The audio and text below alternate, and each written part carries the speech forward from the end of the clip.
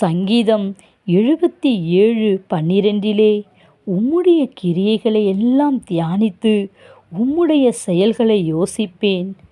கர்த்தர் நம் வாழ்விலே செய்த மகத்தான கிரியைகளை எல்லாம் நாம் இன்றைக்கு தியானிக்கிறோமா? அவர் நமக்கு செய்த செயல்களை நாம் யோசித்து பார்க்கிறோமா?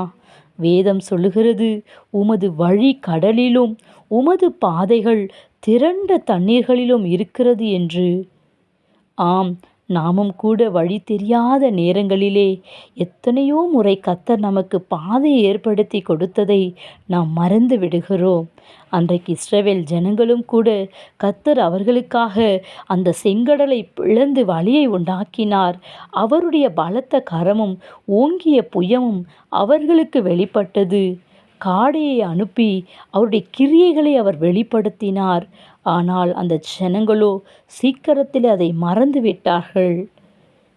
ஒரு பெண் தன் ஆபரணத்தையும் ஒரு மணவாட்டி தன் ஆடைகளையும் மறப்பாளோ? என் ஜனங்களோ எண்ணி முடியாத நாட்களாய் என்னை மறந்து விட்டார்கள் என்று சொல்லி கர்த்தர் அங்கலாய்க்கிறார்.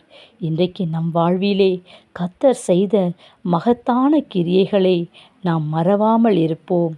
Have a nice day. God bless you.